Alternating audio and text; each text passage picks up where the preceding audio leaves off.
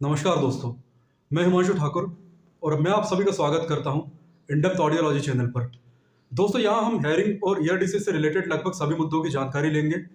हालांकि इस चैनल के कुछ वीडियोस पुराने हो सकते हैं, लेकिन आज भी प्रासंगिक हैं और आगे भी प्रासंगिक बने रहेंगे।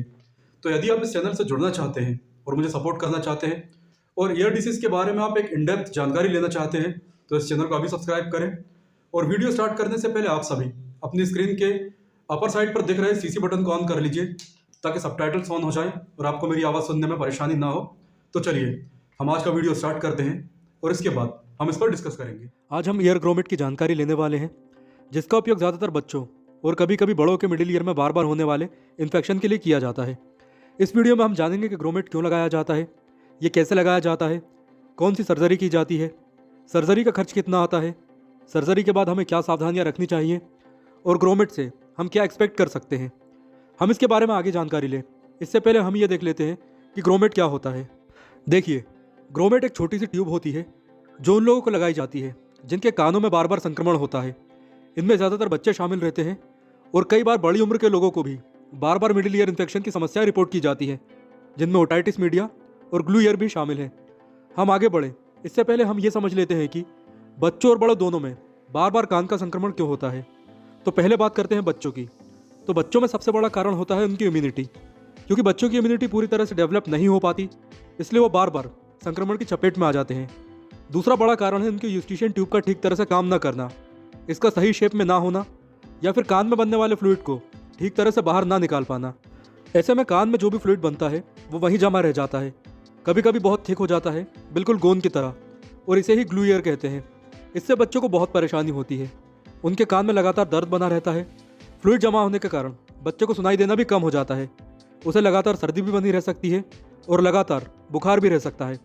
इसके अलावा भी कुछ कारण हो सकते हैं, जैसे कि कान के पर्दे में पहले से छेद होना, कोई एक्यूट इन्फेक्शन होना, कान में चोट लगना या फिर कोई दूसरा कारण। अब बड़ों की बात की जाए तो बड़ों में भी यही सब कारण हो सकते हैं, लेकिन उनका सबसे बड़ा कारण होता है यूस्टिशियन ट्यूब में किसी भी तरह की परेशानी। तो यहाँ तक हमें यह समझ में आया कि मिडिल ईयर में इन्फेक्शन और ग्लू ईयर क्या होता है। अब ग्रोमेट के बारे में जानकारी लेते हैं। तो जैसा कि आप अपनी स्क्रीन पर देख सकते हैं, ग्रोमेट या वेंटिलेशन ट्यूब टेफ्लॉन का बना होता है, जो एक तरह का प्लास्टिक मटेरियल है। इसकी लाइफ 2 से लेकर 3 साल तक हो सकती है। हालांकि ग्रोमेट की लाइफ उस मटेरियल की क्वालिटी पर भी डिपेंड करती है जिससे यह बना होता है। अब बच्चे या बड़े की कंडीशन यानी इन्फेक्शन की सीवियरिटी के अनुसार 2 तरह के ग्रोमेट लगाए जाते हैं। पहला है शॉर्ट टर्म ट्यूब, जो कि छोटे होते हैं और कान से अपने आप बाहर आने से पहले ये लगभग 6 महीनों तक अपनी जगह पर जमे रहते हैं। इसके अलावा दूसरा है लॉन्ग टर्म, जो कि साइज़ में बड़े होते हैं, शॉर्ट टर्म से थोड़े बड़े, और इनमें दोनों जगह फ्लेंजेस होते हैं, जिससे ये लंबे समय तक अपनी जगह पर फिक्स रहते हैं और ये आमतौर पर 2 या 3 सालों तक अपनी जगह पर फिक्स रह सकते हैं। तो ये हुई ग्रोमेट के अपीरियंस की बात। अब ग्रोमेट को प्लेस करने के लिए की जाने वाली सर्जरी का नाम होता है मायरिंगोप्लास्टी, और इसका खर्च एक प्राइवेट हॉस्पिटल में 25 से लेकर 50,000 तक आ सकता है। हालांकि यह हॉस्पिटल और डॉक्टर के अनुसार कम या ज़्यादा भी हो सकता है। अब हम ये देख लेते हैं कि ग्रोमेट को कैसे प्लेस किया जाता है। तो सबसे पहले जनरल एनेस्थीसिया दिया जाता है, जिससे कि सर्जरी में ज़रा भी दर्द नहीं होता। हालांकि कुछ बच्चे और बड़े भी इसे बिना एनेस्थीसिया के करवा सकते हैं, क्योंकि एक बहुत ही माइनर सर्जरी है जिसमें बच्चा या बड़ा उसी दिन घर वापस भी जा सकता है। इस सर्जरी में ज़्यादा समय नहीं लगता, केवल प्रिपरेशन और एनेस्थीसिया में थोड़ा बहुत समय लग सकता है। और मैं आपको ये भी बता दूं कि 1 साल के बच्चे को भी ग्रोमेट लगाया जा सकता है। तो एनेस्थीसिया देने के बाद कान के पर्दे में एक छोटा सा चीरा लगाया जाता है। इसके बाद उस चीरे वाली जगह पर ग्रोमेट को प्लेस किया जाता है। वैसे जब चीरा लगाया जाता है तब यदि कान में किसी तरह का फ्लूइड जमा है तो वो भी बाहर आ जाता है, इसलिए ग्रोमेट लगाने के बाद बच्चा हो या बड़ा उसे काफ़ी अच्छा और हल्का महसूस होता है, किसी भी तरह का दर्द नहीं होता। लेकिन यहाँ कुछ सावधानियाँ रखनी होंगी, जिनके बारे में मैं कुछ देर में बताऊँगा। पहले हम ये समझ लेते हैं कि ग्रोमेट से हम क्या एक्सपेक्ट कर सकते हैं। यदि किसी भी तरह का कॉम्प्लिकेशन नहीं होता, जो कि ज़्यादातर मामलों में नहीं होता, तब 1 से लेकर 2 घंटों के बाद पेशेंट घर जा सकता है। दूसरा, इस सर्जरी के बाद पेशेंट को किसी भी तरह का दर्द नहीं होता, और होता भी है तो बहुत ही कम। हालांकि सरसराहट या इचिंग हो सकती है। इसके अलावा कभी कभी मितली या उल्टी भी हो सकती है, जो कि एनेस्थीसिया के कारण होता है, और इसमें डरने की कोई बात नहीं है। तीसरा, हम ये भी एक्सपेक्ट कर सकते हैं कि ऑपरेशन के तुरंत बाद हेयरिंग यानी सुनने की क्षमता बेहतर हो जाती है, और ज़्यादातर केसेस में यही होता है। कान में जमा फ्लूइड जैसे ही बाहर निकलता है, वैसे ही बच्चों या बड़ों की सुनने की क्षमता बेहतर हो जाती है। कभी कभी तो ये होता है कि बच्चा नॉर्मल साउंड को भी इतना क्लियरली सुनता है कि उसे ये लाउड लग सकता है और वो आवाज़ धीमी करने के लिए कह सकता है। इसके अलावा कान के दर्द में सिग्निफिकेंटली कमी आती है या वो पूरी तरह से गायब हो जाता है क्योंकि फ्लूइड के कारण अब पर्दे पर से दबाव हट जाता है। और इसका एक और बेनिफिट जो बहुत ही इंपॉर्टेंट है, जब काफ़ी छोटे बच्चों को मिडिल ईयर में बार बार इन्फेक्शन होता है तो उनके सुनने की क्षमता में कमी आती है। जब बच्चा ठीक से सुनेगा ही नहीं तो उसकी स्पीच भी डेवलप नहीं हो पाएगी। ऐसे में जब ग्रोमेट के कारण बच्चे की हेयरिंग बेटर होती है तो उसकी स्पीच भी नॉर्मल हो जाती है और वो नॉर्मल बच्चों की तरह बोलने लगता है। इसके अलावा बच्चे की नींद बेहतर होती है क्योंकि कान में दर्द कम होता है, सिर का भारीपन भी कम हो जाता है और मिडिल ईयर में एयर वेंटिलेशन नॉर्मल होता है जिससे कि यूस्टिशियन ट्यूब पर फर्दर प्रेशर नहीं पड़ता। सरल शब्दों में बच्चों को पूरी तरह आराम मिलता है और वो चैन की नींद सो पाता है। इसके अलावा ग्रोमेट बच्चों और बड़ों दोनों को कुछ गंभीर और जानलेवा संक्रमणों से भी बचा लेता है। इसका कारण ये है कि कान में जो फ्लूइड जमा होता है दरअसल वो गंदगी होती है, उसमें बैक्टीरिया होते हैं। ऐसे में यदि फ्लूइड ठीक तरह से बाहर ना निकले तो पहले ये कान की तीनों हड्डियों यानी मेलियस, इनकस और स्टेपिस को गला सकता है और फिर ये कान के पर्दे को डैमेज करता है।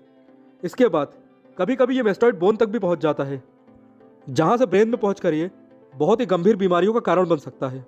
इस बारे में अधिक जानकारी के लिए आप इंडेप्थ चैनल का बिजॉल्ट एब्सेस वाला वीडियो देख सकते हैं जो आपको इस वीडियो के एंड स्क्रीन या चैनल पर मिल जाएगा। तो ग्रोमेट से बिजॉल्ट एब्सेस का खतरा भी कम हो जाता है। इसके अलावा एक इंपॉर्टेंट बेनिफिट जो बच्चों और बड़ों दोनों को मिलता है वो है टिनिटस यानी कानों में घंटी बजने की समस्या से राहत। टिनिटस यदि मिडिल ईयर के इन्फेक्शन और प्रेशर से आ रहा है तो ग्रोमेट लगवाने के बाद इन्फेक्शन और प्रेशर दोनों में कमी आती है जिससे टिनिटस का सेंसेशन भी कम हो जाता है। तो हम ग्रोमेट प्लेसमेंट से ये सभी बेनिफिट एक्सपेक्ट कर सकते हैं। अब बात आती है कि ग्रोमेट लगवाने के बाद हम बच्चों की केयर कैसे करें। तो क्योंकि एक सर्जरी है इसलिए पोस्ट ऑपरेटिव केयर की सारी जानकारी आपको अस्पताल से ही मिल जाएगी। फिर भी मैं कुछ इंपॉर्टेंट बातें बताना चाहूँगा, जैसे ग्रोमेट लगवाने के कम से कम 3 दिनों तक आपको कान में पानी नहीं लगने देना है। नहाए तो कोशिश करें कि सिर पर पानी ना डालें। यदि बारिश का मौसम हो तो बाहर ना निकलें और कान में ईयर प्लग या कॉटन का पीस लगा कर रखें। इसके अलावा ऑपरेशन के बाद बच्चे के कान से थोड़ा ब्लड भी निकलता दिखाई दे सकता है जो कि नॉर्मल है। इसे आप कॉटन से साफ कर सकते हैं। और क्योंकि अभी ऑपरेशन हुआ है और कान में छोटा सा चीरा लगा है इसलिए संक्रमण का खतरा थोड़ा सा बढ़ जाता है। इसलिए आपका डॉक्टर आपको एंटीबायोटिक ईयर ड्रॉप भी दे सकता है। इसके अलावा बच्चे को कभी कभी हल्का बुखार भी आ सकता है, इसके लिए डॉक्टर पैरासीटामोल रिकमेंड कर सकता है। तो कुल मिलाकर केयर बहुत ही इंपॉर्टेंट होती है। तो दोस्तों, इस तरह ग्रोमेट बच्चे को रिकरेंट ईयर इन्फेक्शन से राहत देता है। हालांकि इसके कुछ साइड इफेक्ट्स भी होते हैं, जैसे ग्रोमेट कभी कभी अपने आप ही बाहर आ जाता है जिसके कारण फिर से डॉक्टर के पास जाना होता है। इसके अलावा किसी किसी को इंटरेस्ट महसूस हो सकता है और कभी कभी चक्कर भी आ सकते हैं। इसलिए बच्चे को ये लक्षण महसूस होते हैं तो अपने डॉक्टर को इसके बारे में बताएं ताकि ज़रूरी कदम उठाए जा सके। इसी के साथ वीडियो को समाप्त करते हैं। यदि ग्रोमेट के बारे में अभी भी आपका कोई सवाल है तो मुझे कमेंट बॉक्स में जरूर। ये जानकारी आपको कैसे लगी या आपका कोई सवाल है तो आप कमेंट जरूर करें। और यदि आप मुझे इंस्टाग्राम पर फॉलो करना चाहते हैं तो इंस्टाग्राम आईडी इस वीडियो के डिस्क्रिप्शन बॉक्स में है। And again, thanks for watching this video.